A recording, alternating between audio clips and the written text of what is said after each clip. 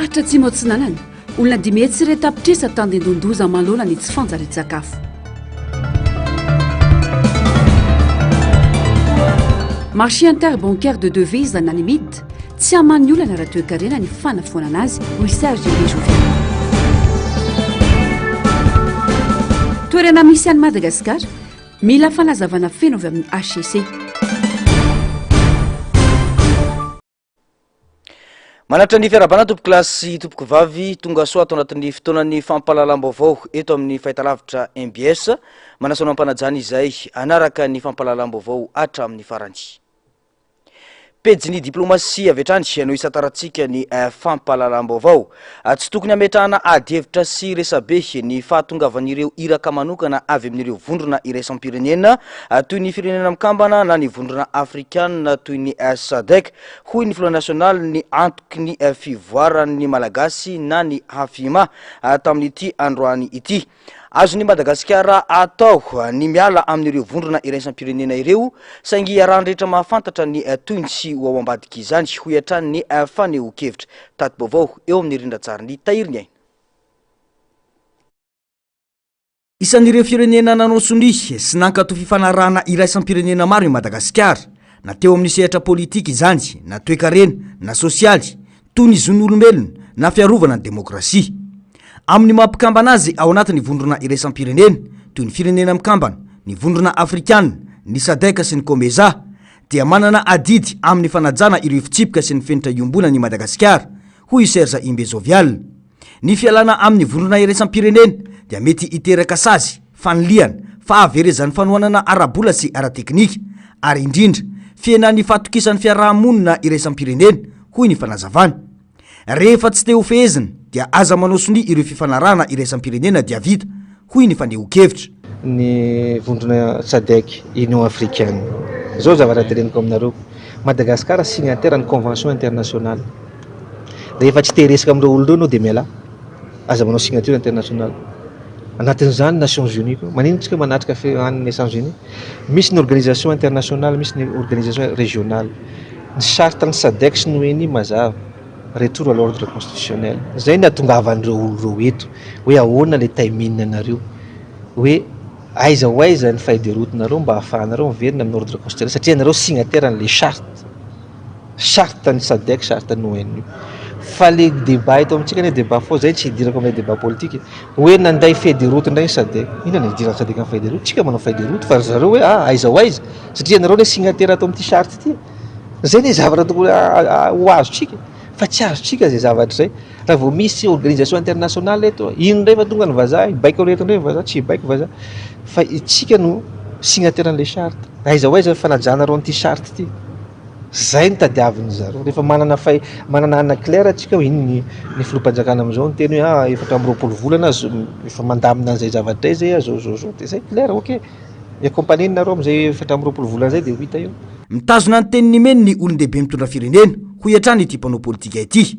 Misy ny tetiandro napetraka ary miankina amin'ireo mpitondra ny fanatanterana izany hoy hatrany ny fanazavana. Olon-dehibe mitondra firenena zany ane tsy hoe atao vazivazy napetraka ny zavatra hoe misy calendrier ohatr'izao dia hoarahana le calendrier dia ho hitantsika hoe voaraka ve raha tsy voaraka izy ina ny antony voaraka izy dia arabasoa arabatsara fa miandra an'izay daholo ny olona rehetrarehetra sy ny karazany zay ny fijeriko aty ivelany. Mamela ny firenena iray hiala amin'ny fifanarahana na vondrona iray ny lalàna iraisam-pirenena raha toka manaraka amin'ny fepetra sy ny dingana voasoratra ao anatin'ilay fifanarahana hoy hatrany ny faneho-kevitra. Fa amin'izao toedrara ianan'ny Madagasikara izao dia maro ny fanontaniana mipetraka momba ny fitondrana ny firenena. Rehefa misy fabangana ny toeran'ny filohan'ny repoblika dia mazava ny voalazany lalam-pandrenana ny amin'izay azo atao sy ny tsy azo atao ao anatin'ny zay fitohizan-draha raha-mpanjakana izay. Teraka nefa ny ady-hevitra ankehitriny raha fitohizan-draha raha no misy sa efa miditra ao anatin'ny tetezamita ny fitantanana any Madagasikara hoy ny mpanaraka raharam-pirenena ny antsipriana izay eo amin'ny rindran-tsary ny tahiriny aina hatrany. Araka ny andininy fahatelo amby dimampolo ao amin'ny lalam-pandrenana aorian'ny fizana fototra ato amin'ny fitsarana avo momba ny lalam-pandrenana ka mahatsapa sy mahita ny fahabangan'ny toeran'ny filohan'ny repoblika dia isy ny fifidianana filohan'ny repoblika vaovao atao ao anatin'ny 30 andro farafahakeliny ary 90 andro farafahabetsany manaraka ny fepetra voalazany andiny ny fa-7 sy ny fa-7 ao amin'ny lalam-pandrenany. Mandritra ny fepotona izay miantomboka amin'ny fahitana fototra ny fahabangatoerana ka hatramin'ny fotoana anolorana ny fahefana amin'ny filohan'ny repoblika vaovao na amin'ny fanesorana ny tsy fahafahana miasa miserana dia tsy azo ampiarina ny andiny ny fa-9, fa-100, fa-300, fa-200 ary ny fa-390 amin'ny lalam-pandrenana. Ny andiny ny fa-9 voalaza ao amin'ny lalam-pandrenana io dia ny fandravana ny anteny meram-pirenena, izany hoe tsy manana fahefana anao an'izany ny filoham-panjakana. Ny andiny ny fa-100 dia ny fangataham-pitokisan'ny prime ministre amin'ireo gouvernemanta. Ny andiny ny fa-390 io dia mikasika ny fitsipaham-pitokisan'ny gouvernemanta izay ataon'ny anteny meram-pirenena ary ny andiny ny fa-290 dia mametraka ny fikitiana ny lalam-pandrenana ataon'ny filohan'ny repoblika na ny parlemanta atao. Tsy mahagaga raha miteraka adihevitra ankehitriny ny hoe inona no tena toerana misy any Madagasikara sy izao fitondrana izao. Raha toka fitohizan-draharaha izany hoe interim dia ireo no voalazany lalam-pandrenana, raha toka teteza mita kosa dia aiza ho aiza ny tondrosotra. Dia eo zany le izy hoe ahoana no epitatsika amin'izay satria raha manaraka lalam-pandrenana zao zany tsika dia tokony fifidianana na partiran'io lalam-pandrenana io no atao. Mazava ho azy fa raha epita rano zany tsika dia tokony izy feuille de route ifanarahany rehetra hoe ahoana no andehanana miepita makany amin'ny fanovana satria inona novana. Le lalam-pandrenana ity izay lazaina fa hoe hoarantiany novany dia ahoana zany ny anovanany io, anaraka an'io nefa ovana. Io le fanontaniana mipetraka hoe efa mivoakytsika aloha zany ninona tenenina ao anatin'ilay lalam-pandrenana satria i colonel Mikael dia filohan'ny fanavaozana. Raha ohatra tokony hoe filohan'ny repoblikan'ny Madagasikara dia efa filohan'ny fanavaozana, efa mivoaka zany zay zavatra tokony makany amin'ny resaka fanavaozana zany tsika arono atreto ny fifidianana. Roviana moa zany tsika ny tokony hanao fifidianana satria tsy voalaza ho anatin'ny fanendrenana colonel Mikael mihitsy neny le 90 andro voalaza ny lalam-pandrenana sy ny hoe tokony hanao fifidianana izy. Raha izao zany no mitohy raha ohatra ka hoe tsy mifampatoky tsika afaka mijanona eo amin'izay tiany ane zany ny fitondrana fanavaozana amin'izao fotoana izao satria tsy misy cadre intsony mifehy anazy hoe ny ao anatina resaka fifidianana zany roviana zany ny datin'ny fifidianana, iza ny tokony hamoaka ny datin'ny fifidianana. Ny fitondrana amin'izao efa lasa mivoaka n'ilay resaka hoe 90 andro zay voalaza lalam-pandrenana raha par intérim izy. Satria hoe par intérim izy eo ma tsy le adihevitra hoe intérim sa transition ao anatina constitution nefa tsika hanova constitution dia ahoana zany le izy. Lasa misy resaka lalàna tsy ampy ao anatiny dia izay no mahatonga hoe aleotsika tokony hanangana feuille de route, balise zany mamaritra tsara ny zavatra rehetra ifanarahana hoe inona ny tiaka atao eto. Voalohany indrindra aloha fanovana. D'accord tsika zany ny tena hoe tolomana teny an-kianja. Faharoa manarakarak' zany tsy maintsy efara ny fifidianana io, roviana ny fifidianana. Ty tsy fizaratseza fa fanomanana ny hoapitson'ny Madagasikara. Fanontaniana tsy azo odivirana ny momba ny rafitra hitondranan'ny firenena amin'izao ho iatrany ny fanamariana. Maro drefo tokony mamaritra ny mahara-dalàna ny fitondrana ny lalam-pandrenana. Rehefa mivoaka amin'ny lalam-pandrenana isika dia tsy fitohizan-draharaha intsony fa teteza mita. Tsy fanoherana olona fa fitakiana fahitsiana sy fanajana lalàna ambony indrindra izay tokony ho raisin'ny mpitondra ho mariky ny fahamatorany demokrasia fa tsy ho antony ampahatezerana. Tompon'antoka feno amin'izany ny fitsarana avo momba ny lalam-pandrenana ho iatrany ny fanehoan-kevitra. Ny 9 novambra 2024 moa no namoaka fanapahana ny HCC fa azo everina ny fanemorana ny fifidianana filoham-pirenena saingy eo ambany fanaraha-maso ny HCC. Tontolon'ny toe-karena kosa indray tsy hamany olana toe-karena eto amintsika fa vao maika ampitikizony toe-karena malagasy ny fanafoanana ny marché interbancaire de devise na NIMID ho ny mpahay toe-karena Serge Imbezovial. Nisy firenena afrikanina maro nanandrana izany saingina etan-doza ka tsy tokony ampidirina ankizo amin'izany ny firenena ho iatrany ny fanehoan-kevitra. Tato-baovao eo amin'ny rindran-tsary ny Tahiriny Aina Atrany. tsena iray ankinany toe-karena eto Madagasikara ny marché interbancaire de devise na ny MID. Ao anatin'ity tsena ity no mifanakalo amin'ny ariary ireo vola vahiny toy ny dolara sy ny euro. Ny orinasa sy ireo mpampiasa vola eto Madagasikara no tena mila izany. Sarotra sy mety teraka olana ny fanafoanana ny MID fa tsy vaolana velively hoy ny mpahay toe-karena Serge Imbe Zovial. Ny fahazahoana manakalo ny ariary any amin'ireo firenena ivelan'ny Madagasikara no tokony adivana hoy ny fanazavana. Fakana lesona tamin'ny lasa ny toe-karena hoy hatrany ity mpahay toe-karena ity. Ny marché boursier trapetraka marché boursier large be ao anatin'ny marché boursier misy ny marché action, misy marché obligataire, matière première, marché d'échange. Marché d'échange io ny anaran'izy io MID eto amintsika, marché intermédiaire de devise. Anao an'io tsika rehefa hofoananao, inona ny dikan'izany? Faharoa manaraka an'izay, inona moa ny antony itenenako foana hoe tsy poro an'io fanafoanana ny MID io satria io tena raisiko amin'ny anana tsotra fotsiny. Io tsenam-barotra, tsenam-barotra rehefa tsika hividy entana ny ivelany dia ao no mahita ny devise, aiza ny ahitantsika devise. Ohatra ny anao raha hividy voatabia anao dia andeha any Nosy manana ny vola ianao dia andeha any Nosy dia maka voatabia dia manome an'ilay vola. Dia ohatr'izay koa raha exportateur na importateur, raha importateur anafatra ohatra hoe vary avy any ivelany peko amin'iny izy ny ariary.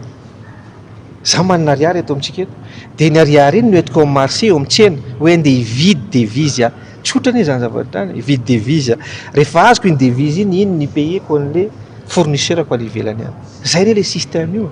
Fa fomba ahoana ary ny crédibilité ny monnaie anao na tsika zao miady ny convertibilité de notre monnaie satria ariarinao rehefa mandeha any ivelany anao antakalonao euro tsy voatakalo fa ny euro an'zareo eto no maketo voatakalonao. Le convertibilité de monnaie ny adivatsika hoe mba manana an'le convertibilité de monnaie tsika any ivelany any na mandeha any États-Unis afaka vadiko dolara io, mandeha any Chine afaka vadiko yen io, fa tsy anafoanana an'le zavatra indray dia inona ny valeur ny monnaie anao. Efa hitany zany zavatra Argentine efa nanao an'izany, mandeha harina amin'ny sobika ianao mividy mofo dipaina. Zimbabwe efa nanao an'izany eto akaikitsika eto. Jereva ny conséquence économique. Dia izany ve mbola iainantsika ny économie dia mandray leso ny zavatra nisy, ny expérience efa natao na ny firenena hafa io na eto amintsika. Ka raha mbola zany ny averintsika dia mbola zay indray nisy io. Mila mifototra amin'ny fanokarana anatin'ny Madagasikara raha tena ampilamina ny sandany ariary hoy hatrany Serge Imbe. Ny tena olana hoy izy dia vitsy ny vola vahiny miditra eto amintsika raha mitaha amin'ny ariary any ka lafo ny saran'izany. Raha mitombo ny fananana tahirim-bola vahiny dia ilamina ny ariary hoy hatrany ny fanazavana. Fa nanizingizina ny fisin'ireo tsy fanarandalana sy ny olon'ny fitondrana teo aloha manaro tsarona manimba ny orinasa malagasy mamokatra siramamy ny talen'ny sirama teo aloha. Mitoy ihany koa ny filazana diso momba ity raha ity izay antson'ny rehetra ijoro amin'ny fahamarinana ao anatin'izao fanavozana izao. Miantoka ny fampiroborobolana toe-karena malagasy ity orinasa ity ka mazava-dehibe ny fahamahana ny olana misy raha ny fanehoan-kevitra atrany ny antsipriana izay tatery ny Andro Miaratina eo amin'ny sary sindatsara ny mbola avatsara. Mitaky fanovana anatin'izao fanavaozana izao ka antony ampijoro ny rehetra ny zava-misy eo anivon'ny orinasa sirama ankehitriny manoloana ireo tsy fitezana maro hatramin'izao. Mitohy hatrany mantsy ny fampielezana vaovao tsy marina momba ity orinasa ity ho ny tale teo aloha androany izay mbola nanizingizina fa misy olon'ny fitondrana teo aloha manaro-tsarina manimba ity orinasa malagasy ity amin'izao. Tsy misy takony zay tsy iseho ho avy ny fanaovantsika no dity no manazavana azy. Manaraka an'izany dia zavatra hoe fasahitsika mijoro amin'ny tolona zay natao araka ny teniny filohan'ny fanavaozana dia tany Amajunga sahitsika sahy mijoro miaro amin'ny tolona fa mbola misy ny tsy maty voalavo kibo amin'izao fotoana zao dia mbola manohy ny fampielezana vaovao tsy marina amin'izao fotoana zao. tsy mamokatra siramamy na raiky lao aza ny sirama ho brikavila sy ny osbe amin'izao fotoana tsy maintsy ilaina ny fampandehanana ny orinasa afaka iodina amaly ny filan'ny malagasy ho ny fanazavana raha ny zava-misy mantsy tsy maharaka ny famokarana siramamy eto amintsika anka voatery manafatra mandodina hatrany amin'ny 5 sy rahetsy taonina mba hamenona ny banga mananika ny 5 sy ray sy roetsy taona isan-taona ny filana ho aneto Madagasikara zara mamokatra siramamy 7 hatramin'ny rahetsy taona isan-taona nefa ireo orinasa mpamokatra siramamy ao Ambilibe sy Namaki ka na dia mandeha io dia raha tsy mbola manao an'izay extension zay tsika dia mbola tsy afaka isana ny filana ato anatiny satria ny vita amin'izao dia mbola latsaky ny 100 000 tonnes ny filantsika malagasy nefa 215 000 tonnes fa raha vita ndray reo extension teneniko ireo dia ampy antsika vahoaka malagasy ny vokatra siramamy vitatsika eto tsy latsaka atsika ny afaratsika zany amin'izao fotoana zao ny importation raha mijery ao amin'ny ministèren'ny commerce nareo dia ndraindray tafakatra any amin'ny 150 000 tonnes ndray afara amaritra ny tena zava-misy mariny ao anivony ity orinasa ity ny fanavaozana fitsiriana na audit akatakiany ity tale teo aloha ity ny anaovan'izany ho fantatry ny be sy ny maro ny tenan'izay manamafy ny fananany profo rehetra sy mazava manoloana ny fomba fanao ratsy toy ny fibodona tany tsy ampiamitra ny fisiany ireo tsindro samy hafa momba ity raharaha ity hoy ny fanamafisany ambonin'izany ihany koa ny tokony ampiarana ny lalàna mifeny orinasa dia nisy sahady tsindry ny ainga avy tao amin'ny mpitondra ny sirama mpitantana ny sirama ankehitriny fa hoe nahoana nareo mamoaka ny vaovao no alikera dia nampalahelo izay zavatra zay ka zeto dia mbola miteny aminareo hoe zavatra marina ny teneniko ary olona tsy diso aho averiko ty fa hoe tsy madiso aho ary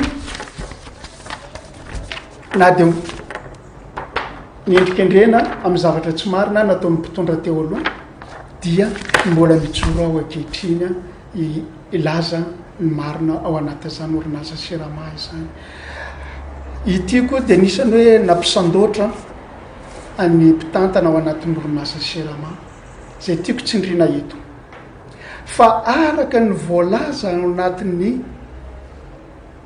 code du travail malagasy 2024 barra 014 du 4 novembre 2024 ary nisy décret d'application numéro 4237 du natao tamin'ny 4 novembre 1924 fa ny olona rehefa feno empolo taona dia tsy afaka mitantana ny orinasa société anonyme ohatra ny sirama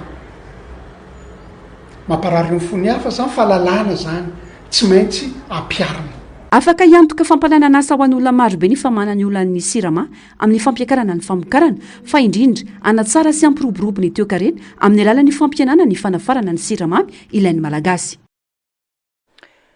fanidina tampoka teny amin'ny seranam-piaramanidina Ivato ny talen'ny kabinetra ny ministeran'ny toekarena sy ny fitantanam-bola niaraka tamin'ny tale jeneraly ny faditseranana androany antodian'izy ireo ny jery fotony zava-misy eny an-toerana sy ny dinika tamin'ireo mpiasa ho fanamafisana ny ady amin'ny osoka ara-ekonomika sy fanondranana antsokosoko ireo arem-pirenena maro ireo arem-pirenena sarona teny amin'ny faditseranana toy ny volamena vatsoa vola vahiny ary zava-madomelona nanomboka ny volana janoary 2024 hatramin'ny janoary 2024 lasa teo raha ny antotanisa 7 faingo 1 kilao ny fitambarany volamena tratra teny amin'ny seranam-piaramanidina Ivato ny desambra 2024 hatramin'ny janoary 2024 lasa teo vatsoa hafa 7 faingo 3 grama kosa no tratra teo anelanelan'ny janoary 2024 sy ny septambra 2024 ary maherin'ny 2 kilao izany ny volana novambra 2024 sy 2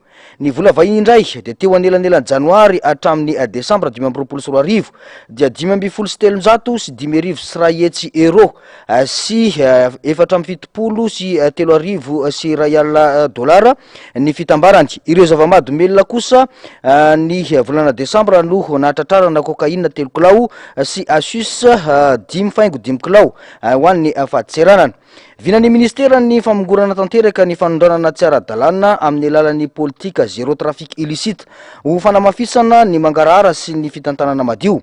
Asa tao anatin'ny 3 volana ny fijoron'ny polisy nabakabaka sy ny sistandy ny gendarmerie ny ANAF na ny agence nationale antifraude izay miara mifarimbona amin'ny fiarovana ny sistandy. Nisy ihany koa ny fametrahana fitaovana arifomba izay napetraky ny ANAF teny amin'ny sarapiaramanidina anamafy ny fanaraha-maso sy ny fisavana ireo mpandeha sy ny mpiondana amin'ny sidina iraisam-pirenena. Vaovao makasika ny tontolo iainana tsy nisy fametrahana faritra arovana vaovao tao anatin'ny 20 taona ka antony nanomezana fitantanana vaovao ho an'ireo faritra arovana misy 120 mandrakotra verarantany manodidina ny 7 hetsy sy 1 tapitrisa hektara voarakitra anatiny didi-panjakana. Nampafantarana Androany Tetsanosy ny momba ny fiarovana ny tontolo iainana sy ny fantarana ny faritra arovana Antanety sy Andranomasina ka ny folo tamin'ireo no natolotra Androany ary avoaka tsy ela kosa ny andiany manaraka raha ny nambarany teo anivony ministera voakasika. Amin'ireo 20 ireo faritra 5 arovana Antanety, faritra 5 arovana Andranomasina ary faritra 2 mandray 2 arovana Antanety sy Andranomasina. Isan'ny politika voizina ao anatin'izao fanavozana izao ny fampitombona ny faritra arovana sy ny fanohanana ny fikarohana mifototra amin'ny fiarovana ny zavaboary sy ny tontolo iainana eto Madagasikara, hoy ny filohan'ny fanavozana ny Repoblika Randrianirina Mikael. Anorenana indrindra ny fampitehan'ny zavamananaina sy ny tontolo iainan'ny Madagasikara ho tombotsoan'ny mponina no tanjona amin'izany. Tanjon'i Madagasikara ny fiarovana ny 30 isanjato amin'ireo velarantany sy ny ranomasina mialohan'ny taona 32 mitaky fiaraha-miasa amin'ny mpiara-miombona antoka rehetra hatramin'ny vahoaka eny fotony ho tombotsoan'ny firenena sy ny taranaka ho avy izany raha ny fanazavana atrandy.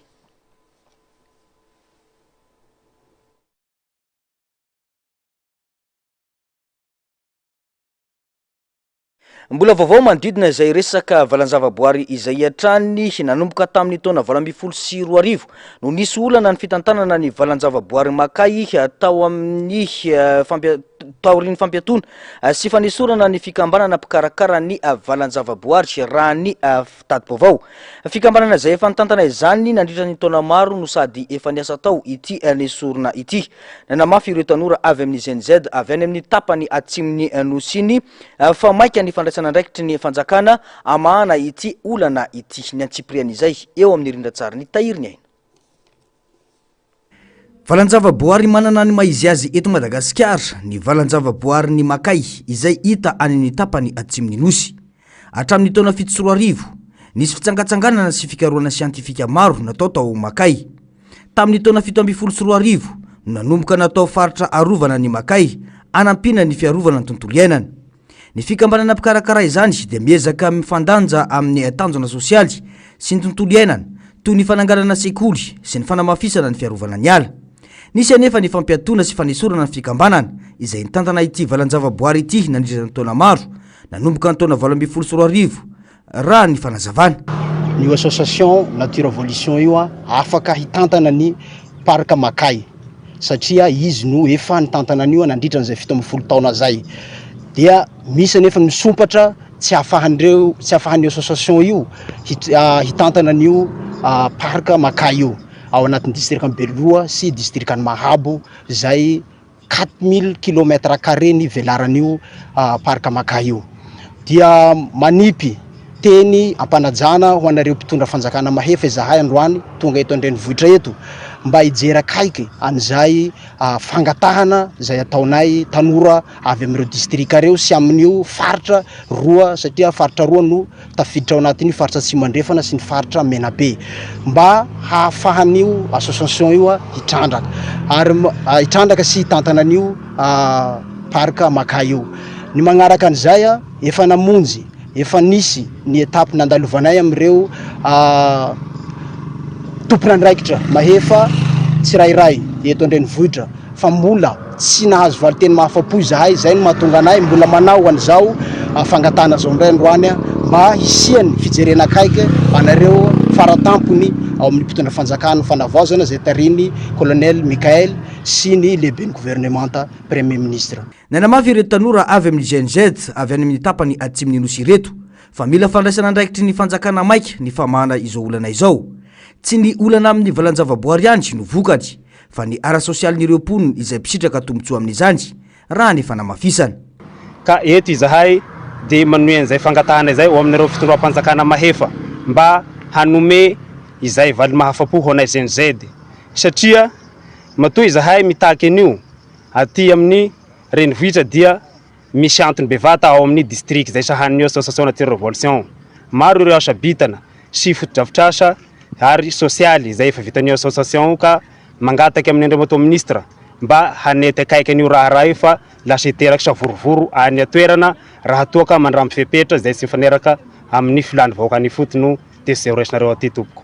Maro ireo zava-bita izay efa nataon'ny nature revolution any amin'ny faritra izay misy anay izay tianay hitohizan'izany toy ny fotodrafitrasa resaka école zany sy ny tosika eo amin'ny rano fisotro madio ary maro tsy voatanisa zany zavatra zany nefa dia mety hiteraka fikorotanana any amin'ny faritra izay misy anay raha toa ka tsy mitohy ny asa sosialy izay ataon'ny nature revolution any amin'ny faritra izay misy anay ka izany indrindra tompoko no angatahanay aminareo fitondram-panjakana mahefa mba hafahanareo hitady vahaolana amin'izay zavatra zay satria izahay any fotony dia tena misitraka tanteraka ny izay zavatra nataon'ny nature revolution any amin'ny faritra misy anay ka izay no fangatahana raha mitohy ny tsy fianoana dia iroso amin'ny dingana mafimafy ireo tanora raha ny fanazavana efa miomana amin'izany ireo mponina any amin'ireo toerana voakasika saingy noho ny fifanajana manoloana ny dingana natao dia niato izany raha ny fanazavana atrany andrasana ny toyny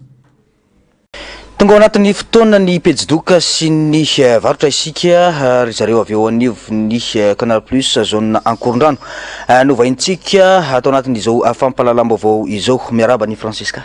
Miaraba ny Monsieur Germain eto amin'ny plateau miaraba antsika rehetra ny tokantrano ary miaraba ny teknisiana ao ambadika ao ihany koa.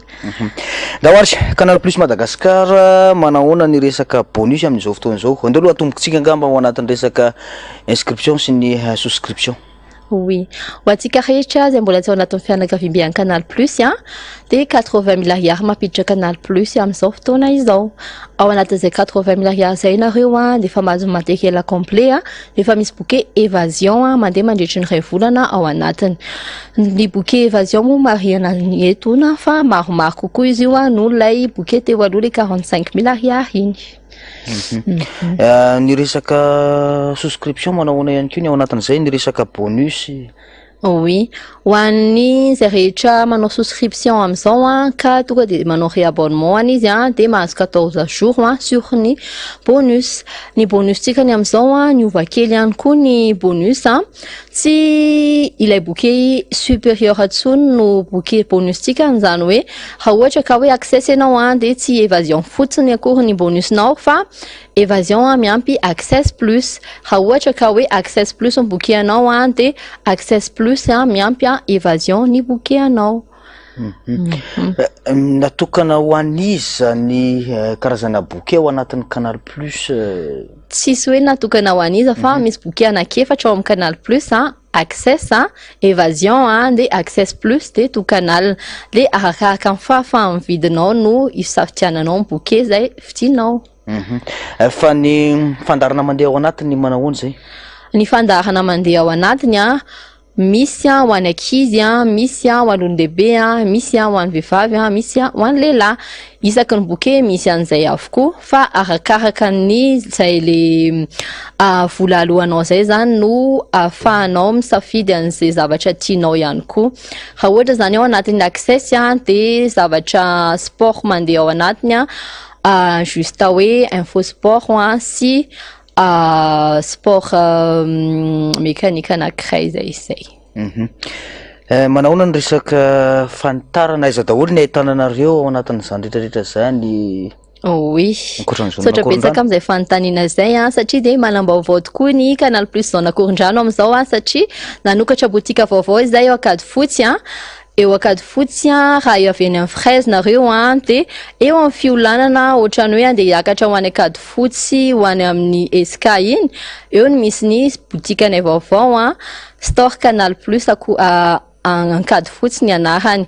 Raha ohatra kosa nareo mandeha bus dia miala eo amin'ny bassin dia somary miembotra kely dia tonga de misy Canal Plus maintimainty ngeda be eo arina kely ny Arébus bassin eo. Raha ohatra kosa nareo avy any Akorondrano ho any Ambodifona de miala ery amin'ny fraise de mipita kely de eo apita eo ny botika misy anay. Manahoana ny resaka programme Francesca nefa ao anatin'izay ho an'ny Canal Plus? Oui, resaka programme kosa indray araka le fanteneniko teo manana anjara avokoa ny olona tsirairay avy ho any ankizy ohatra de ao amin'ny Nickelodeon Déon ahitana ny Papa sy Patrouille isaky ny après-midi de ho an'izay mankafy série kosa indray de ao amin'ny Novelas Canal 30 ahitana Love et d'Indière sy Cabot. Ho an'ny mankafy sport kosa indray de ao amin'ny Manchester ao amin'ny Canal Plus Sport 3 amin'ny asabotsy izao ahitana ny Manchester United sy Tonetana ary ao amin'ny Canal Plus Sport 3 ihany Canal Plus Sport 3 ihany ahitana ny Liverpool sy Manchester City amin'ny alahady izao.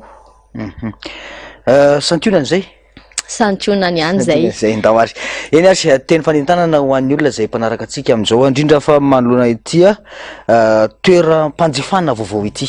Oui, ho antsika rehetra zay mbola tsy ao anatin'ny fianakaviam-be Canal Plus indrindra ianareo zay manodidina ny antany mena ambany antany mena ambony akady fotsy de manasa anareo izay ho tonga eny amin'ny standnay vaovao fa ho antsika rehetra zay mpanjifa Canal Plus tonga eny manomboka amin'izay zay miteny androany zao hatramin'ny alahady zao de mahazo hatramin'ny asabotsy satria hatramin'ny tsy mivoalahady le ao fa hatramin'ny sabotsy de misy cadeau surprise omenay anareo ka de manasa anareo ho tonga eny amin'ny stand akady fotsy ao amin'ny zone Akorondrano. Ny misy azy moa de eo amin'ny arrêt bassin zany tena hoe repère akaikikaiky kokoa raha ho eny amin'le botikanay io ianareo. Ho antsika rehetra ihany koa zay maniry anazo bonus 21 jours de manasa anareo zay anao ny réabonnement anareo par mobile money. Ohatra nahoana moa zany réabonnement par mobile money zany tsisy frais izy io fa juste manao dépôt fotsiny nareo de fa aveo manaraka ny tourmarque ao amin'ny paiement mobile money anareo fa misy Canal Plus ao de afaka miantso anay ihany koa nareo fa afaka miguider anareo soma tsara ihany koa izahay na afaka manatona anay eny amin'ny stand misy anay ihany koa ny stand misy ny zone Akorondrano moa de ao amin'ny Carrefour Akorondrano ao amin'ny shop Ambodifona ary ao amin'ilay stand vaovao eo agady fotsy. Misy larana ve Francesca? Oui, afaka miantso ana amin'ny 034 49 277 72 ianareo raha ohatra ka hoe misy fanontaniana manidikidika anareo. Makasitraka ny Francesca ary eny ary makasitraka ny Monsieur Germain de makasitraka rehetra any tokantrano ihany koa velomandray ary. Da toy izantsika ary ny fampahalalam-baovao vaovao avy any amin'ny faritra atsimo Antsinanana ambony ny tany tsy fanjary-tsakafo mahery vaika any amin'ny faritra atsimo Antsinanana raha ny valin'ny fanadiadiana izay nataony WS ka nampahafantarana tamin'ity androany ity. Faritra maro araka izany no tandindomindoza ka mila vahaolana maika sy maharitra amin'izao fotoana izao.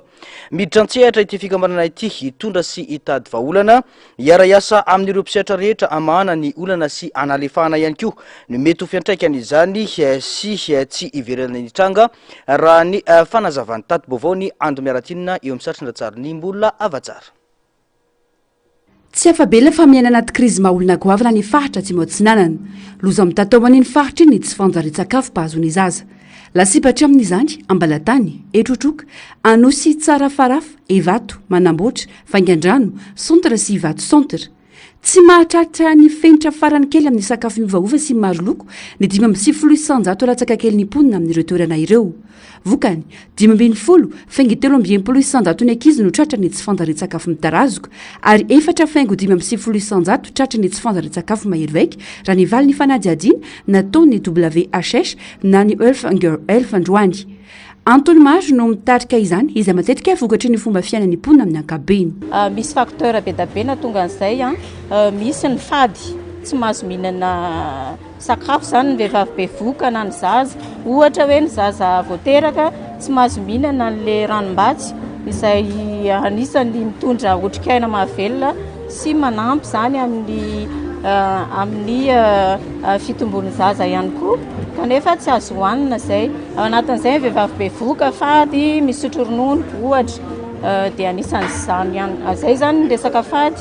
Dia ny resaka fahadiovana ihany koa zany be da be ny olona tsy manao kapa moa zany nefa ny pratika ny fangerenan-kalamanjana zany mbola be da be ihany koa any amin'ny toeran'iny dia mety hahatonga ny infection parasitaire izay misy ny cycle mahatonga ny malnutrition zay anerina. Maika ny fidirana an-tsehatra amanan'ny olana tsy hitatra ny fahavoazana izay mety hitarika hatramin'ny fahafatesana. Misy ny asa maika tsy maintsy tanterana sy ny vina lavitrezaka mila petraka izay tokony farombona ny ireo mpiantsehatra rehetra voakasika. Malnutrition aiguë dia mahafaty raha ohatra ka tsy vita eo misy karazany moa zany le malnutrition fa tsy hampianatra an'izay andro any fa malnutrition aiguë izay nresako teo hoe amboniny tany any amin'iny jaune iny dia dikan'izay maika ny intervention fa misy ihany koa nefa ny intervention à long terme, misy ny à court terme zany dia misy à long terme ao anatin'le recommandation. Anisan'izany ny hoe mba hohanina ny vokatra raha mamboly ny olona ny tokantrano iray dia mba priorisena ny consommation fa tsy amidy daholo. Tandindondoza malona ny tsy fanjari-tsakafo ny mponina manodidina ny iray faingo dimy tapitrisa any an-toerana. Tsy ampy mamany filana nefa ny vola hity miasa eo anatrian'izany. Tsy mijano amin'ny fanairana na filazana ny zavamisy fa miditra antsehatra mamany olana ny WHH amin'ny fanatanterana ny asa iandraika amin'ny sambatalon'olona tsy iverenany hitranga matetika. Asa izay tanterana miaraka amin'ireo mpiara-monina antoka samihafa sy ny fitondram-panjakana. Hatreto aloha zany raha ny zavatra misy iarahantsika mahalala fa ny filana dia tena ambony dia ambony nefa ny vola eo am-pelantanana na ho an'ny fitondram-panjakana izay ahafahana mamaly an'izay planification izay mbola tsy tratra dia mbola ao anatiny na dia ataontsika hoe tsara ary ny rotsakorana tsy midika fa tsara ny rotsakorana tsy midika hoe afaka mamboly ny olona fa manana masom-boly izy hoe ary tao anatin'ny fotoana tamin'ny fotoana fotsiny tsika dia nahita fa be dia be ny financement humanitaire raha tsy resaka ny USAID fotsiny mijanona ary misy fiatraikany be tao anatin'ny fiainan'ny olona izany zavatra izany dia araka ny zavatra tanjonay dia tsy hijanona fotsiny amin'le hoe hanao réponse humanitaire izay fa araka ny raha nanaraka ianareo dia misy an'ireo approxinexus zany hoe ny fifandraisan'ny action de développement sy ny humanitaire mba isa fiatraikany bebe kokoa any amin'le fahafahan'olona miatrika ny tandindoza mety iseho ka tsy hahatonga azy aoriana ao ho tratra ny verina tsikelikely ao anatina situation na vidina radioteknonikytsika. Isan'ireo tolo-kevitra naroso amin'izany ny fametrahana tetikady ara-pambolena ifanaraka amin'ny toetrandro, ny fanomezan-danja ny injony nentim-paharazana na pêche artisanale ary ny fitantanana ifotony ampandraisana anjara ny rehetra. Vaovao avy amin'ny ministera ny fambolena sy ny fiompiana kosa indray tsy miara-miasa amin'ny ministra tompona andraikitra intsondry ny syndicat ny mpiasa ny fambolena sy ny fiompiana na ny sempifafi raha ny fanambarana izay nataon'izy ireo tamin'ity androany ity. Antony fanapahan-kevitra io ny tsy fianonana ny mpiasa amin'ireo marary azy izay efa nanaovana fitakiana ny tondrana vahaolana natao anatin'ny protocole d'accord. Miandry fandravana gouvernemanta sy fanoloana ministra sisa no ataon'ny mpiasa raha ny fanazavana ka andrasan'izy ireo ny ministra mahay miaino sy mifampiresaka amin'ny mpiasa. Tato-baovao ny Andro Miaratina sary sindatsara ny mbola avatsaratrany. Tsy araka ny fanavaozana nandrasana no misy ao nivon'ny ministera ho ny syndicat ny mpiasa ny ministera ny fambolena sy ny fiompiana androany. Tsy misy mihitsy ny finiavana avy amin'ny tompona andraikitra amana ny olana mpiasa izay efa noantritra anterina sy nitabatabanaireo mpiasa hatramin'izay ary efa nitondran'izy ireo vahaolana. Mahatsiaro tena voalika tanteraka sy atao tsinitsina nefa ny mpiasa ka nanapa-kevitra ny ampitsahatra ny fiara-miasa eo amin'ny ministra tompona andraikitra manomboka izao. Mbola ny fomba fanao teo aloha izay nravana ihany mantsy no mbola mitoy eo nivon'ny tiorina saity raha ny fanazavana. Ataon'ny sempifafiana ny syndicat ny mpiasan'ny ministera ny fambolena sy ny fiompiana mandritra ny fotoam-piasany ity fitondrana anankiray ity eto amin'ny ministera. Ny antony be da be ny zavatra nangatahan'ny mpiasa kanefa tsy misy tanteraka na nyray azy tsy misy mihitsy a ny finiavana na ny kely ara avy amin'ny lisitra tompony andraikitra tsy misy ny fifampiatsona tsy misy ny fifampidiniana fa dia ohatra ny situation teo aloha ihany a no situation misy ilay fametrahana nilay atao hoe fanavaozana tena izy mihitsy a no tsy misy a eto amin'ny ministère ny fambolena sy ny fiompiana fatahorana ny anova ny rafitra misy izay angamba ny tena izy a satria mbola mitohy foana reo fomba maloto a sy fomba ratsy a izay efa nilovaitsika teo aloha mbola tohizany mpitondra ankehitriny tapitra treo ny fifambidiniana miandry ny fanoloana ny ministra sisy ireo mpiasa ho ny fanamafisana ary miandry ministra vaovao afaka ambaly ny fitaky ny mpiasa sy mahay miaino azy ireo fampiroboroboana ny siatry ny fambolena sy ny fiompiana tsy mangataka ninina itsony izahay ary mampity izay amin'ireo ambaratonga mpahefana rehetra fa izahay dia tsy miara-miasa itsony miaraka ministra ankehitriny ary manateny izahay fa isy iaino dia mba olona tena ametraka n'izany a fanavaozana tena izy zany a no apetraka eo anivon'ity ministère ity izay mijery ny tatsah fa indrindra ny mpiasa eto anivon'ny ministère ny fambolena sy ny fiompiana manjaka ny kiatrana trano eo amin'ny fitantanana ny ministère ny fambolena sy ny fiompiana lasa orinasa mpianakaviany zany ankehitriny no ny fitarainana mitavozavoza ary tsy mafeny asana koa nefa ireo olona voatendry amin'ny toeran'ireo izay tsy mpisehatra folopatatra avy any ivelany mijaly lay mpiasa atao anivon'ny ministère be da be ny dosia tokony andeha misy zavatra be da be tokony avaozina ato ny fomba fiasa ny tena mampime ao anatiny a olona vany ivelany izay tsy mahalala ny réalité an'ity ministère ity no atsofoka ato satria efa niara-ny asa tamin'ny monsieur le ministre tany amin'ny projet misy azy teo aloha dia misy ihany koa fianakaviany izany no atsofoka ato misy olona efa mpanao kolikoly a zay tena higagana tapitra mahalala n'izany daholo zay rehetrarehetra ireo a dia mbola renomena hipetraka eo amin'ny toerana eo izay aloha dia tena tsorina fa tezitra satria hoentinay iza ilay ministère tena hoe fahalovana nitondra any amin'ny fanampitena an'ity ministère ity fa nga tsy mainininina ny olona ato miantefa mivantana any amin'ny filohan'ny fanavaozana araka izany ny antsony izy ireo androzy vaolana amin'ny tsiraraha ity mba jereo ty ministère ity fa ministère anisany iakina ny aim-pirenena ministère stratégique vahoaka voky a no afaka mandroso fa raha vahoaka nono tsy afaka ny anao ininina mihitsy tsika fa efa leta tsara jereo ny mahazo azy a mpiasa jereo ny mahazo azy a mbola hotazoma ihany ve oloatra izany andrasana ny toyiny fa takatrana velan'ny rivodoza fity kosa no anoizatsika ny fampalalambo avao mijanona ho 12 ireo namoiny any ny tombo kosa ireo traboina raha nitatitra ofisialy nivoaka androany efa mananika ny 270 sy 307 sy 7 ireo traboina ka 7 sy 700 sy 1 sy 3 tamin'ireo no nafindratoerana 5 sy 700 sy 3 sy 1 kosa ireo trano dibodrano 2 mahery no simba ary 2 latsaka kely ny ravatanteraka ankoatra ny fampotehany lalana lasibatra ihany koa ny efitrano sekoly ka 370 no voakasiky 5 simba amin'ny ampahany 450 ravatanteraka raha ny totaly ny distrika 770 amin'ireo faritra 7 eto Madagasikara no tena voakasiky ny rivodoza mahakasika ny toetrany andro kosa tsy mbola isy fiantraikany amin'ny toetrany andro eto Madagasikara ny fisin'ny foibe n'ilay tangoron-draona aray maso ao amin'ny ranomasimbe indiana atao anatin'ny 3 na 4 andro manaraka raha ny fampitambaovao ny meteo manoloana io anefa miantso sy manentana sahady ny tompona andraikitra rehetra amin'ny fitantanana ny loza sy ny tandindomindoza ary ireo mpisehatra rehetra amin'ny meteo iomana amin'ireo etsika tokony atao mialoha mba hiarovana ireo vahoaka mety ho voakasika mivantana mbola tany amin'ny manodidina ny 370 sy 450 kilometatra antsinanany Antala no nisy ny foibe n'ilay tangoron-drahom-baratra tamin'ny 3 ora tolakandro teo manodidina ny 570 kilometatra isan'ora ny rivotra miaraka aminy izay arahina tafiotra 570 kilometatra isan'ora ao anatin'ny oram-baratra mikisaka mianatsimo andrefana izy ka mahafaka 370 kilometatra isan'ora tombanana amin'ny ankapobeny ny tontolo ivoarany ka vinavinaina ho lasa rivodoza ity tangoron-drahona ity atao anatin'ny 270 ramanavy mifanaraka ka manambana mivantana ilay afovoany na atsimo-antsinana nosy iny ity andro ratsy ity amin'ny fiandohan'ny herinandro manaraka io.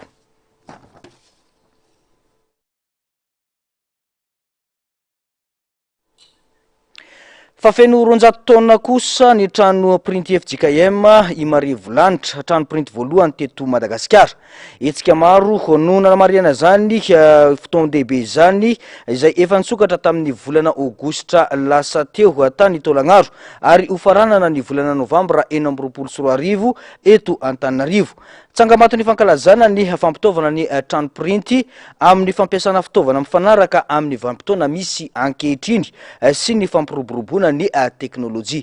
Tato-baovao eo amin'ny rindran-tsary ny mbola avatsara. Isan'ireo vosikajy ho tombokavatsan'ny finoana protestanta sy ny fampandrosoana teto Madagasikara i Marivolanitra, trano printy voalohany teto Madagasikara, naorina ireo misionera LMS tamin'ny fahatongavany teto Madagasikara ny taona 2020 sy 2021 izay nitolo ny filazantsara.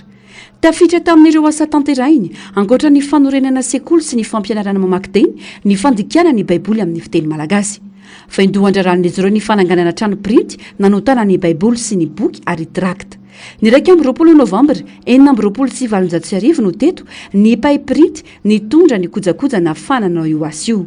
Ka nahavitana printy voalohany teto Madagasikara ny 4 Desambra 2024 dia ny Genesis toko voalohany ny andiny voalohany hatramin'ny 2020. Raha ny 2 Jona 2027 kosa no vita printy mantolo ny boky. Feno 200 taona i Marivolanitra ankehitriny ary maneho ny asa fanotana mifanaraka amin'ny vanim-potoana misy. Fitaovana iray lehibe nanosiana ny asa fitoriana ny filazantsara zany no sady nandray anjara goavana ihany koa tamin'ny fampandrosoana ny firenena sy ny maha-olona. Anafatra fitaovana fanotana printy nakaty Madagasikara izy izay tonga tamin'ny taona 2024 ny 2 Novambra izy io dia io fitaovana io no nentina nanaovana ny tracta sy ny asa printy rehetra zany ary tamin'ireo fitaovan'ireo ihany koa no nanaovana ny fanotana ny baiboly Genesis izay Genesis zany no vita voalohany tamin'ny 4 Desambra 2024 ary tamin'ny taona 2024 no vita printy voalohany ny baiboly amin'ny teny malagasy. Marje fitarafana ny fampandrosoana ny firenena ny mbola fisiany trano printy ho ny fanamafisana. Na eo azy ireo olana samihafa treny orinasa maro ankehitriny toy ny resaka fanafarana kora fototra toy ny taratasy sy ny ambana amin'ny firoboroboan'ny teknôlôjia sy ny tontolo nomerika. Mitana andraikitra goavana ary mbola mijanona ho isan'ireo fitaovana miasa indrindra ny printy eto Madagasikara. Ilazany zany fa rehefa mihodana ny trano printy dia mandroso ny firenena. Karaha ohatra ka le ery ambadiky ny fampandrosoana zay ny fampanontana printy amin'ny ankapobeny dia ino no ahitana le marodrefiny le fandrosoan'le firenena. Raha ohatra le izy zany miasa le fanontana printy dikan'izay tsara taiza le vahoaka, dikan'izay manomboka mamaky teny olona satria any mihitsy no tokony ho fiaingany le izy le fampahalalana ny olona ny resaka vaky teny dia miasa zany ny fanontana printy. Ka rehefa mihodina ny orinasa fanontana printy dia azo lazaina ihany hoe misy fampandrosoana ny firenena. Amin'ny ankapobeny aloha hatreto 2024 tsika no miaina raha misy ny fanadinana ny an-tsekoly sy any amin'ny fiainana rehetrarehetra amin'ny ankapobeny dia tsy maintsy mbola miasa ny taratasy amin'ny alalan'ny sujet ary mamaly amin'ny soratanana ny mpianatra fa mbola tsy mandeha kory ny teknôlôjia amin'ny ankapobeny ho iaho. Tsangam-bato apetraky ny fiangonana amin'izao taonjobily izao ny fampitaovana ny trano printy i Marivolanitra amin'ny fampiasana milina mifanaraka ny vanim-potoana ankehitriny. Eo aza ny fivoaran'ny teknôlôjia amin'izao taonjato iainantsika izao zany iny taonjato varaiky amin'ny 20 dia resy lahatra ny FJKM fa mbola manana ny toerany miasa printy eo amin'ny fampandrosoam-pirenena, eo amin'ny fampandrosoana ny asa fiangonana sy ny fampahirezam-panahy. Koa amin'izao taonjobily izao ny tsangam-bato apetraky ny fiangonana ho an'ny taranaka dia ny fampitaovana ny trano printy mila mifanaraka amin'izany vanim-potoana zany. Misokatra ho an'ireo matiana amin'ny asa printy rehetra ny hetsika fankalazana anamariana ny faharoanjato taona ny trano printy FJKM Ilmarivo lanitra efa nosokafana tamin'ny 17 aogositra tao amin'ny FJKM Salema vaovao Tolanaro ny Tanjobily. Izy ny fanompo-pivavahana ho fanamariana fiombonana amin'ireo izay tsy afaka nanatrika izany etsy amin'ny FJKM Tranovandy Faravohitra ny alahady 9 febroary ho avy izao amin'ny roa sasany tolakandro. Atao etsy amin'ny FJKM Tranvato Ambatonakanga kosa ny ivony fankalazana ary faranana ny sabotsy 20 novambra 2024 etsy amin'ny paroisse internationale Andohalo. Fanitrangana fanafiana Matsiravina tao Nigeria olona 220 am'zato farafahakeliny no namoy ny ainy vokatry ny fanafian'olona amin'ny tapiadina tao amin'ny fanjakany Kwara ao andre fanafovoany firenena. Andro vitsomonja taoriny nanamafisany tafika ny etsika nataony iadina amin'ireo vondrona papirouro no nitrangana izany. Ny antsipriana izay. Ny talatariva tokony ho tamin'ny Enory dia niditra keriny tao amin'ny tanànan'ny Oro ny vondry lehilahy amin'ny tapiadina. Nanafika tsy nisy indrafo izy ireo ka nahafatesan'olona 220 am'zato ka isan'ny lasibatra tamin'izany ireo ankizy sy ny vehivavy. Nodoran'ireo lehilahy ireo koa ny fivarotana sy ny lapam-panjaka ao an-tanàna ka niteraka fahabotehana sy tahotra lalina tao amin'ireo mponina. Araky ny fanazavan'ny tompona andraikitra dia mety ho setry ny hetsika ara-miaramila no tanterahan'ny tafika nizeriana voaingana ity fanafiana ity. Nanameloka tanteraka izany ny governoran'ny fanjakany Kwara ary nilaza fa fihetsika feno tahotra no ataon'ireo vondrona papirouro very hevitra no nitsindry ataon'ny fanjakana amin'izy ireo. Efa fotoana maro izao no miaina anaty tsy fandriam-pahalema ny Nizeria, faritra maro no ahitana andian-jola amin'ny tapiadina, mandroba tanàna sy maka-kerin'olona hitakina vola. Manoloana izany rehetra izany dia manamafy hatrany ny asany ny tafika nizeriana ary mbola mitohy ny fanadihadiana sy ny fanisana ofisialy ireo niarambona. Miandry fanampiana sy fiarovana bebe kokoa kosa ireo mponina amin'ireo faritra voakasika. Lehilahy maloto indrindra eran-tany sy ny tendrombohitra Zangey ao Sinina no tranga afaka eretina aminao indray amin'ny ity andro an'ity. Teraka ny 20 aogositra 2027 iamoatria nodomandry teo amin'ny fa 470 taonany. Lehilahy iraniana nalaza maneran-tany noho ny fomba fiainany tsy mahazatra atria. Tsy mba nitio mihitsy ity lehilahy ity nandritra ny 10 taona ka voasokajy ho lehilahy maloto indrindra eran-tany. Tsy tena anarany koa no hoe amoatria fa karazana fanehoam-panajana na ilay ataontsika malagasy hoe dadatoa izany manko no iantsona ireo olon-dehibe any Iran no natao amin'ny tanàna kely ny Dejka ao amin'ny faritany Farsy atria. Tsy nampiasa rano na savony Adji nandritra ny fotoana ny ainany satria no heveriny fa mety hitondra aretina ho azy zany. Lasa nitokana sy ny aina irery taorian'ny fahoriana ara-pihetsepoana azo azy amoatria. Tsy nanambady moa ny tenany, nihinana biby efa maty izy, nisotro rano maloto ary nivoaka setroka tamin'ny alalan'ireny fantsim-pofoana tranaindreny. Nanao satroka miaramila Adji arovany tena amin'ny atsika. Noho natao anaty lavaka noadiny ny tenany. Tsy manam-paboly izy fa nodorany tamin'ny afo rehefa lava, rakotra setroka sy loto no hodiny satria ny fidiovany dia ny fipetrahana ao anaty setroka. Nivoaka sigara maro izy ary nandany fanampiana ataon'ny olona aminy. Nisy tanora nanandrana nanasa azy ankeriny saingy nandositry Adji. Araka ny filazan'ny mpanoratra Claudia Amonde dia rakotra tany ny tarehiny sy ny volombavany Adji. Nateo azy izany rehetra izany dia nahatratra 470 taona izy ary nampahalaza bebe kokoa ny tantarany ny fanadihadiana ara-tsary nivoaka tamin'ny taona 2014 mitondra ny lohateny hoe Face Change l'effort famo Adji.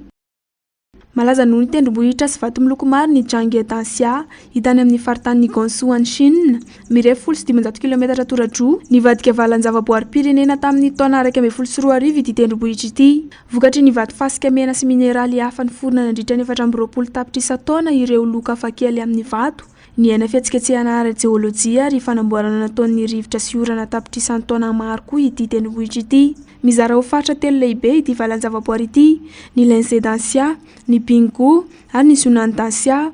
Malaza amin'ny vato miloko sy endrika voajanahary tsy fahita firy ny Jianghe Danxia ary voalaza fa iray amin'ireo toerana tsara tarehy indrindra ao Chine araka ny filazan'ny hainao manjery sinoa. Tapitra ny fampalalambo voatsika tompoko lasy sy tompoko vavy mankasitraka anao nanaraka izany ny hatramin'ny farany. Isaona hatrany ny teknisiana sy ny namana-panao gazety nafana nanatontosa izao fampalalambo vao izao. Mametraka ny soava tsara veloma tompoko.